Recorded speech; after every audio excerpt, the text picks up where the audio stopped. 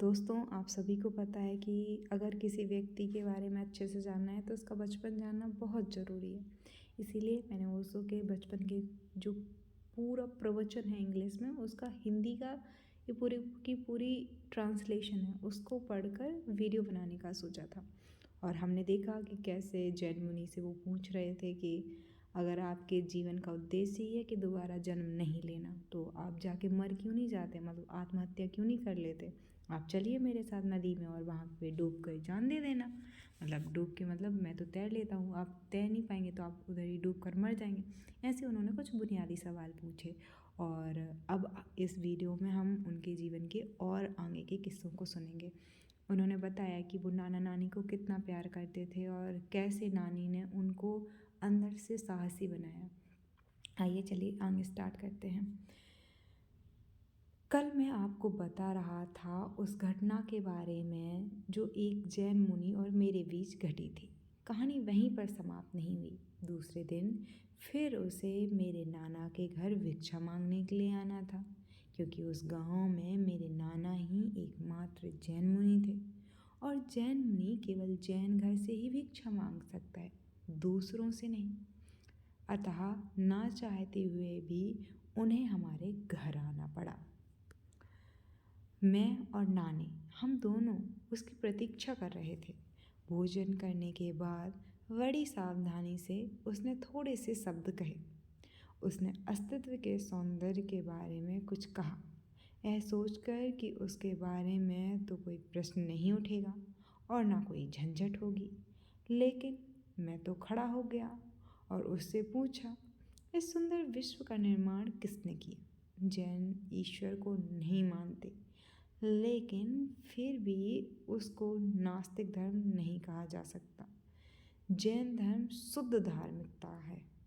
इसलिए जब मैंने उस जैन मुनि से पूछा, इस सौंदर्य का सृजन किसने किया, उसने उत्तर दिया, किसी ने नहीं। इस पर मैंने पूछा, अगर किसी ने इसका सृजन नहीं किया तो यह बना कैसे? जैन मुनि इधर उधर देखकर मुझसे पूछा, क्या तुम्हें मालूम है कि ये विश्व कैसे बना? मैंने उत्तर दिया कि यह तो सदा से ही है, इसको किसी ने बनाया नहीं।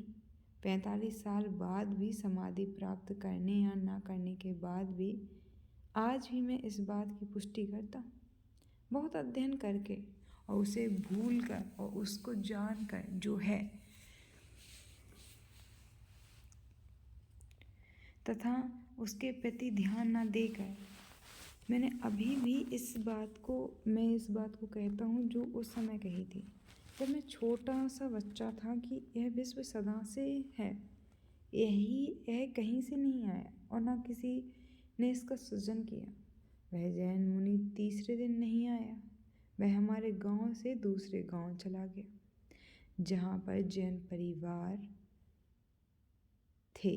परंतु मैं उसका अत्यंत आभारी हूँ, क्योंकि अनजाने में उसने एक छोटे बच्चे को सत्य की यात्रा आरंभ करा दी। तब से लेकर आज तक सैकड़ों विद्वानों, असंख्य पंडितों और महात्माओं से मिला हूँ, और उन सब से मैंने यही प्रश्न पूछा है जो उस छोटे से बच्चे ने पूछा था, और उसका कोई उत्तर नहीं दे सका। सच तो यह है कि वास्तविक प्रश्न का कभी उत्तर नहीं दिया गया, क्योंकि वास्तविक प्रश्न का एकमात्र उत्तर होता है मौन। किसी पंडित, साधु या महात्मा का मौन नहीं, बल्कि तुम्हारा अपना मौन। दूसरे का मौन नहीं, अपने भीतर जो उपजता है वह। इसके अतिरिक्त और कोई मौन नहीं। अपने भीतर का मौन ही तुम्हारा उत्तर और उनका भी उत्तर है, जो अपने प्रेम के कारण तुम्हारे मौन में समा गया है। इस संसार में ऐसे बहुत से मौन लोग हो चुके हैं जो दूसरों की कोई सहायता नहीं कर सके। जैन उनको अरिहंत कहते हैं और बौद्ध उन्हें अरहत कहते हैं। दोनों शब्दों का एक ही अर्थ है, केवल भाषा का अंतर है। एक प्राकृत है और दूसरी पाली। अरिहंत और आहत दोनों एक ही शब्द है। अरिहंत और आहत तो बहुत हुए हैं, इनको अपने उत्तर तो मिल गए किंतु ये उनकी घोषणा ना कर सके, और जब तक जोर से इसकी घोषणा ना की जाए तब तक तुम्हारे उत्तर का कोई मूल्य नहीं है। प्रश्न से भरे हुए लोगों के समूह में केवल एक व्यक्ति को उत्तर मिलता है। अरहंत और अरहत की मृत्यु के साथ ही उसका मौन भी समाप्त हो जाता है। असली सद्गुरु स्वयं तो उत्तर जानता ही है, वह दूसरों को भी सहायता करता है उसको जानने में। उसका ज्ञान निजी नहीं है, उस तक सीमित नहीं है, वह उन सबको देने के लिए तैयार रहता है जो इसे ग्रहण करने को इस उत्सुक है। मुझे उत्तर मिला है, लेकिन प्रश्न तो मेरे साथ कई जन्मों से कई शरीरों में चल रहा था, और उत्तर अब पहली बार घटा है। वह घटा है क्योंकि मैं निर्भय होकर निरंतर इस प्रश्न को पूछता ही रहा। मैं इन प्रश्नों को इसलिए याद कर रहा हूँ ताकि तुम्हें यह बता सकूँ कि जब तक दूसरों से सामग्रता से ना पूछ लिया जाए तब तक स्वयं से नहीं पूछा जा सकता। जब सब द्वार बंद हो जाते हैं तब हम स्वयं के भीतर मुड़ते हैं, वहीं उत्तर मिलता है। वह लिखा हुआ नहीं है, वहाँ कोई बाइबल नहीं है, कोई तोहरा नहीं है, कोई कुरान नहीं है, कोई गीता नहीं है, वहाँ कुछ भी लिखा हुआ नहीं है। ना वहाँ परमात्मा है, ना ही वहाँ पर परम पिता है जो कहे कि शाबाश बेटे तुम घर आ गए, मैं तुम्हारे सब पाप क्षमा कर दूंगा। वहाँ पर तो पूरी तरह से अभिभूत कर देने वाला जबरदस्त मौन है। वह मौन इतना घना होता है कि लगता है कि उसको छू लो। जब वह जैन मुनि हमारे गांव से भाग गया तो मैं और नानी कई दिनों तक हंसते रहे। उस समय वह 50 वर्ष की थी, किंतु उत्साह व प्रफुल्लता में बिल्कुल बच्चे जैसे। उन्होंने मुझसे कहा, तुमने ठीक किया। अभी भी मुझे उस भागते हुए जैन मुनि की पीठ दिखाई दे रही है।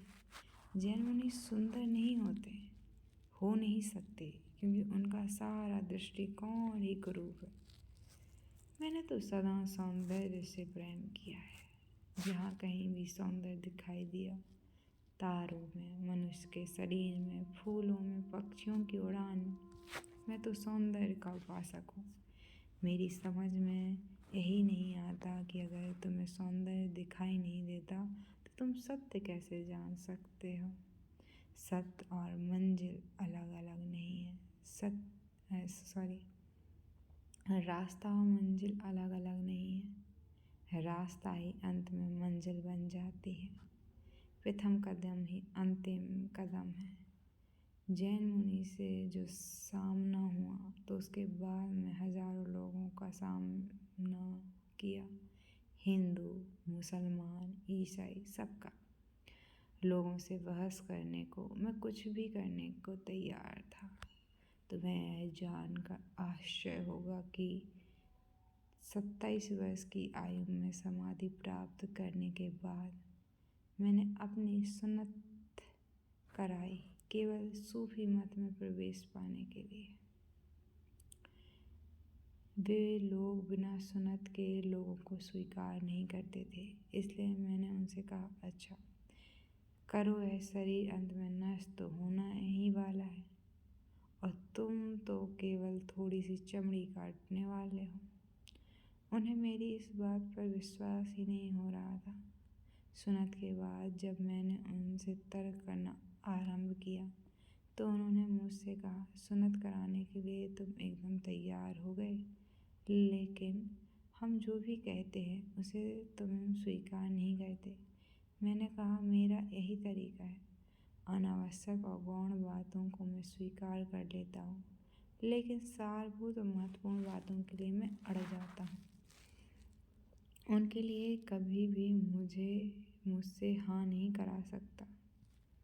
उनके लिए कोई भी मुझसे हाँ नहीं करा सकता। उन्होंने मुझे सूफी मत से निष्कासित कर दिया। मैंने उनसे कहा, मुझे निकाल कर तुमने यह सिद्ध कर दिया कि तुम लोग नकली सूफी हो। असली सूफी तो तुम निकाल रहे हो, मैं तुम लोगों को निष्कासित करता हूँ। वे हैरान होकर एक दूसरे की तरफ देखने लगे, लेकिन सच बात यही थी। मतलब जैन मुनियों को ही नहीं, मुस्लिम धर्म के बारे में भी उन्होंने ये सब कुछ कहा है। मैं ओशो या किसी इंसान से प्रभावित नहीं हूँ, खुद से प्रभावित हूँ। एक तरह से खुद की जो सृजनता है उसमें सवाल आते हैं, और सारे सवाल जो रियल हैं वो तो किसी से कह भी नहीं पाते हम। लेकिन जिस मौन की वो बात कर रहे हैं, सही कहा। मैंने बचपन से स्टार्ट किया इसके लिए उसके लिए। मैंने जैसे लास्ट वीडियो में बोला था कि वृद्धाश्रम बनाना है, ऐसा मैंने अपनी बचपन में अपनी माँ से कहा होगा, तो आज वो कह रही थी कि एक दिन इसने भी कहा था ऐसा, इसने नहीं किया। तो मुझे ध्यान आता है कि मैंने बाहर सुकून, वो सच खोजने की कोशिश की जिसको